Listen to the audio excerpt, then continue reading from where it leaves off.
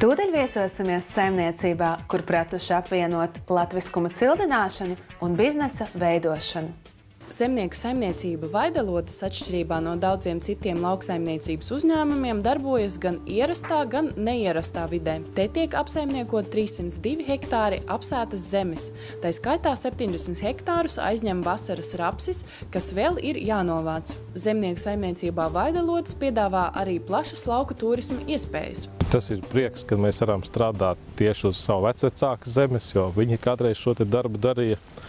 Un tagad to darām mēs, un es domāju, ka zemnieka darbs tas ir goda darbs, jo mēs jau ražojam pārtiku priekš daudziem citiem cilvēkiem. Lauku sēta Vaidalodes piedāvā iepazīt mūsdienu lauksaimniecību, baudot senlatviešu ēdienus un tradīcijas. Saimniecībā iespējams apskatīt graudu sējumus, modernu lauksaimniecības tehniku, kā arī ārstniecisko augu un garšaugu kolekcijas. No Vaidalošu saimnieces Dairas uzzināsiet, kā ar senču padomu gudri dzīvot mūsdienās. Vaidalotēs palīdzēs izprast senlatviešu rituālu ugunskura svētumu un nozīmi. Mēs piekopjam latviešu tradīcijas šeit uz vietas.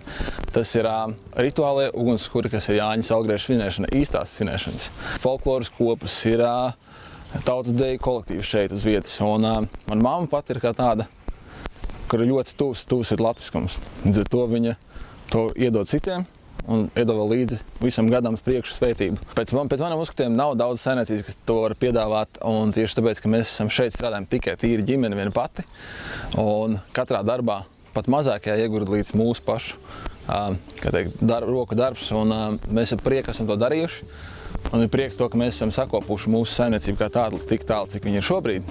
Vērts atzīmēt, ka saimniekiem Dairai un Arnoldam Jātniekiem 2013. gadā tika piešķirta kultūras zīme – latviskais mantojums par latvisku tradīciju kopšanu un latviskiem ēdieniem.